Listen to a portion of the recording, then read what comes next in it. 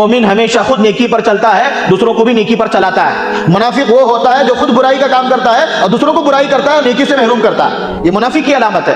ہم منافق نہ بنے، مومن بنے۔ مومن وہ ہوتا ہے خود بھی نیکی پر چلتا ہے اور دوسروں کو نیکی کی دعوت دیتا ہے۔ احرام باندھنے کے بعد کچھ چیزیں ہمارے لیے منع ہے، حرام ہے، نہیں کر سکتے، جیسے ہم بال نہیں کاٹ سکتے، ناخن نہیں کاٹ سکتے، سلاوا کپڑا نہیں پہن سکتے، پیک چپل نہیں پہن سکتے، اپنے چہرے کو ڈھانپ نہیں سکتے، خوشبو نہیں لگا سکتے۔ احرام باندھنے کے بعد یہ چیزیں ہمارے پر حرام ہیں۔ اب وہ تو لوگ گئے، وہ تو کریں گے انشاءاللہ پابندی اس کی، لیکن ہم لوگ نہیں جا سکے، اللہ نے ہمیں توفیق نہیں دی، اللہ نے ہمیں نہیں بلایا۔ ہو سکتا ہے مال نہ ہونے کی بنیاد پر ہم نہیں گئے، یا ہو سکتا ہے مال ہوا تھا لیکن اللہ کا بلاوا نہیں تھا، اللہ نے ہمیں قبول نہیں کیا تو ہم رہ گئے۔ دیکھو دوستو، ایک بات سمجھ لو، اللہ کی ذات اتنی بڑی رحیم ہے، کریم ہے، ہم سوچ نہیں سکتے۔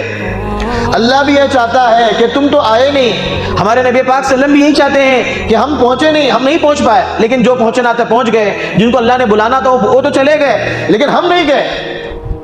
تو پھر اللہ بھی یہ چاہتا ہے کہ تم تو آئے نہیں، لیکن میں چاہتا ہوں میری برکتوں سے، رحمتوں سے تمہیں بھی محروم نہیں کرنا چاہتا۔ کیا بھائی اللہ کیا چاہتا ہے؟ رحیم اللہ کتنا مہربان ہے، رحمان ہے اللہ، مہربان ہے۔ اللہ کیا چاہ رہا ہے؟ بھائی تم تو آئے نہیں حج کو، وہاں اب حاجیوں پر میری رحمتیں برس رہی ہے۔ 9 ذی الحجہ کو جب عرفات کے میدان میں سب رہیں گے، کھڑے ہوں گے، نمازیں پڑھنا ہے، وہاں کچھ عمل نہیں ہے، صرف نمازیں پڑھنا ہے، تو وہاں پر جو اللہ کی رحمتیں برسیں گی، اللہ کی برکتیں آئیں گی، اور رحمتوں کا جو نزول ہوگا تو ان پر ہوگا، لیکن ہمارے پر کیا ہوگا؟ تو اللہ تعالیٰ بھی یہ چاہتے ہیں کہ ہم ان وہ رحمتوں کا تھوڑا سا حصہ ہمیں بھی مل جائے، وہاں کی برکتیں ہمیں بھی مل جائے۔ تو کیسے ملے گی؟ مل سکتی ہے، بہت آسان عمل ہے۔ فرمایا اگر یہ عمل تم بھی کر لو گے، اللہ کی ذات امید ہے رحمت کا پورا حصہ تو نہیں لیکن حصے کا تھوڑا حصہ تو ملے گا، برکتوں کی تھوڑی سی برکت ہمیں ملے گی۔ وہ کیا ہے؟ فرمایا جیسے ہی 1 ذی الحجہ کا چاند نظر آ گیا، اعلان ہو گیا کہ بھئی ذی الحجہ کا چاند نظر آ گیا، جن لوگوں پر قربانی واجب ہے، جن لوگوں کے پاس 52.5 تولہ چاندی، 7.5 تولہ سونا، یا ضرورت سے زائد سامان جو استعمال میں نہ آتا ہو، یا ضرورت سے زائد گھر جو ایک استعمال میں ہے اور دوسرے جو استعمال میں نہیں ہے، یا ضرورت سے زائد پلاٹ زمینیں لے کر رکھی ہیں استعمال میں نہیں ہے، وہ فرمایا زائد ہے۔ فرمایا اسی طرح تجارت کا سامان زائد ہے، فرمایا ان ساروں کی مقدار آپ نے نکالی، وہ 52.5 تولہ چاندی کے بقدر یا 7.5 تولہ سونے کے بقدر اگر اتنا نصاب پہنچ رہا ہے، اس پر قربانی واجب ہے۔ اور جن لوگوں پر قربانی واجب ہے اس پر حق بنتا ہے کہ ذی الحجہ کا چاند نظر آنے کے بعد اب اس کو اپنے بال اور ناخن نہیں کاٹنا چاہیے۔ اور قربانی عورتوں پر بھی ہے، مردوں پر بھی ہے، بچوں پر نہیں ہے، بالغ پر قربانی ہے، عاقل پر قربانی ہے، مسلمان پر قربانی ہے، مقیم پر قربانی ہے، مسافر پر قربانی نہیں ہے۔ بالغ ہونا شرط ہے۔ اگر آپ کہہ رہے ہیں حضرت میں بڑا جانور لیا ہوں، 7 حصے کیا ہوں، میں اپنے بچے کی طرف سے دے رہا ہوں، تو دینا تو صحیح ہے، لیکن وہ واجب میں نے نفلی میں شمار ہوگا۔ بے واجب وہ ہوگا جو میں نے مال کمایا، جو میں مال کا مالک بناؤں، میرے لیے واجب ہے، میں ایک حصہ میرا واجب دے دیا۔ اب آپ کے اختیار میں ہے، آپ کے 6 حصے بچے ہیں، آپ چاہے کسی کی طرف سے دیں، اور آپ کے گھر میں آپ کے ماں باپ بھی ہیں، ماں ہے، آپ کی بیوی ہے، ان کے پاس بھی سونا ہوتا ہے۔ اکثر عورتوں کے پاس سونا ہوتا ہے، 7.5 تولہ نہیں ہوتا، لیکن کچھ سونا ہوتا ہے، کچھ چاندی ہوتی ہے، کچھ دونوں کو جمانے کے بعد اتنے پیسوں میں آرام سے 52.5 تولہ چاندی آتا ہے۔ 70,000 روپے اگر جمع ہو گئے تو فرمایا اتنے پیسے میں 52.5 تولہ چاندی آرام سے آتا ہے۔ تو سمجھا کہ اگر وہ ان دنوں میں قربانی کے دنوں میں اتنے بھی اگر اس کے پاس نصاب موجود ہے عورت پاس، تو عورت پر بھی جو ہے قربانی واجب ہے، عورت بھی قربانی دے۔ تو پھر آپ کہیں گے عورت کہاں سے کمانے والی، اس کے پاس پیسہ کا، تو پھر آپ ہیں اس کی ذمہ دار، آپ ادا کریں۔ آپ شوہر ہیں، آپ جو بھی ہیں ان کے، آپ اپنی طرف سے ان کی قربانی دیں، لیکن قربانی دے کیوں؟ ان پر بھی قربانی واجب ہے۔ اور بعض مرتبہ لوگوں میں غلط فہمی یہ چل رہی ہے، لوگ کیا کرتے ہیں ایک قربانی ایک حصہ دیتے ہیں اور پورے گھر والوں میں شمار کرتے ہیں، ایک قربانی دے کر کیا کہتے ہیں سب کی طرف سے ادا ہو گئی۔ نہیں، غلط بات ہے بھائی، اگر گھر میں کمانے والے لوگ الگ الگ ہیں، ان پر الگ الگ واجب ہے، تو آپ کو الگ الگ قربانی دینا ضروری ہے۔ آپ ایک قربانی دے کر ایک حصہ دے کر سب کی طرف سے کافی ہے یہ کہنا بالکل درست نہیں ہے، ہر ایک کی طرف سے آپ کو قربانی دینا پڑے گا الگ الگ، تو اس کے لیے اس کی فکر کرنا ہے۔ اس لیے میں نے مسئلہ بتایا بھئی قربانی ان لوگوں پر واجب ہے جس کے پاس 52.5 تولہ چاندی یا 7.5 تولہ سونا، یا ایسے گھر میں برتن رکھے ہوئے ہیں جو استعمال میں آتے ہی نہیں، سال میں ایک مرتبہ بھی استعمال نہیں ہوتا، ایسے رکھے ہوئے ہیں۔ پہلے زمانے میں شادیوں میں دیتے تھے بڑے بڑے برتن، وہ رکھے ہوئے ہیں، تانبے کے ہانڈے، پیتل کے ہانڈے بڑے بڑے وہ رکھے ہوئے، استعمال میں نہیں آتے۔ یا ایسی کچھ تجارت کے سامان ہیں، یعنی تو کچھ زمینیں ہیں، یا کچھ گھر زیادہ ہے، کچھ پلاٹ ہے، یہ ساری چیزوں پر قربانی واجب ہے، قربانی دینا پڑے گا۔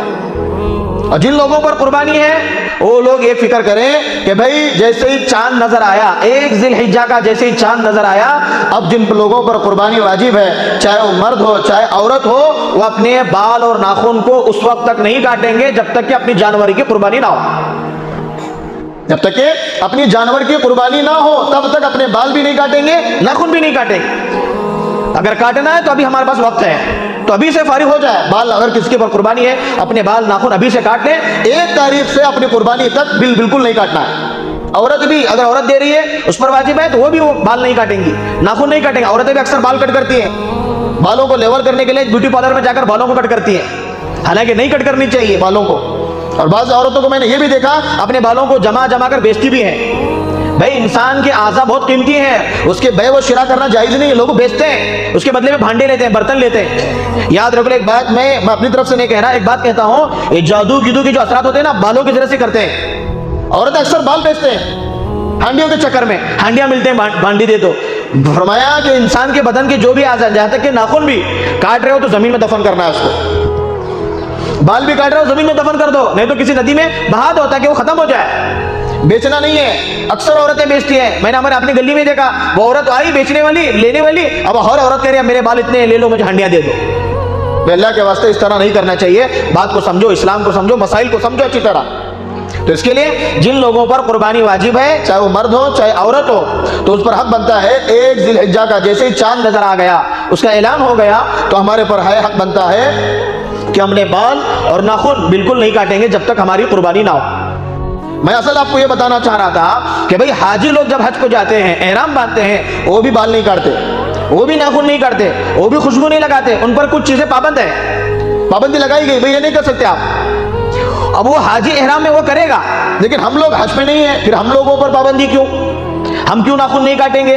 ہم کیوں بال نہیں کاٹیں گے؟ فرمایا، علماء فرماتے ہیں بھئی آپ پر اس لیے پابندی ہے تاکہ جو رحمتوں کی جو بارش ہو رہی ہے، برکتوں کا جو نزول ہو رہا ہے، ہو سکتا ہے تمہاری اتنا سے عمل کی وجہ سے، اللہ کے نبی صلی اللہ علیہ وسلم کا عمل ہے شباہت اختیار کر لو، ان کے جیسا تو مکمل نہیں بن سکتے، تھوڑا تو بن جاؤ، ہو سکتا ہے جو اللہ کی رحمتیں حاجیوں پر اتر رہی ہے، اس کی کچھ نہ کچھ برکتیں، اس کی کچھ نہ کچھ رحمتیں آپ پر بھی محسوس ہو۔ یہ حکمت ہے اس میں۔ لوگ کہتے ہیں نا جی وہ حاجیوں کے لیے، جی ہمارے لیے نہیں، جی وہ احرام باندھنے والوں کے لیے بال ناخن نہیں کاٹنا، نہیں، ہمارے لیے بھی ہے۔ تو پہلا عمل یہی ہے ہمارے لیے، جیسے 1 تاریخ کا چاند نظر آ گیا، بال ناخن نہیں کاٹیں۔ کیوں نہیں کاٹیں گے؟ کیونکہ حاجی لوگ بھی نہیں کاٹتے، ان کے لیے بھی منع ہے۔ تو ان کے لیے تھوڑا بہت ہم شباب اختیار کریں گے، ان کی طرح بنیں گے، ان کے جیسا نہیں، طرح تھوڑا بن جائیں گے، ہو سکتا ہے اللہ کی رحمت کا کچھ حصہ ہمارے پر بھی ہو جائے، اللہ ہمیں بھی برکتوں سے نوازے گا، اللہ ہمیں بھی جو ہے رحمتوں سے نوازے گا انشاءاللہ۔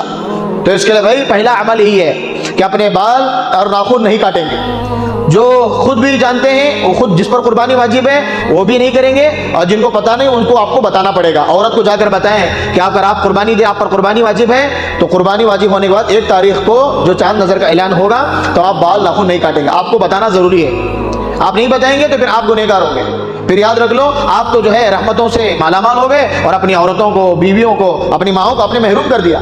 تو اس کے لیے بھائی مومن ہمیشہ خود نیکی پر چلتا ہے، دوسروں کو بھی نیکی پر چلاتا ہے۔ منافق وہ ہوتا ہے جو خود برائی کا کام کرتا ہے اور دوسروں کو برائی کرتا ہے، نیکی سے محروم کرتا ہے، یہ منافق کی علامت ہے۔ ہم منافق نہ بنے، مومن بنے۔ مومن وہ ہوتا ہے خود بھی نیکی پر چلتا ہے اور دوسروں کو نیکی کی دعوت دیتا ہے۔ اس کے لیے میرے بھائیوں اس کی فکر کریں۔ پہلی بات یہی ہے کہ بھئی جیسے ہی چاند نظر آئے بال اور ناخن بالکل نہیں کاٹیں گے جن لوگوں پر قربانی ہے۔ اس کی حکمت یہی ہے کہ بھئی حاجی لوگ بھی یہ عمل کو نہیں کرتے، ہم بھی نہیں کریں گے، انشاءاللہ ہو سکتا ہے جو رحمتوں کا نزول، جو برکتوں کا نزول جو ان پر ہو رہا ہے اس میں سے تھوڑا سا حصہ ہمیں بھی نصیب ہوگا۔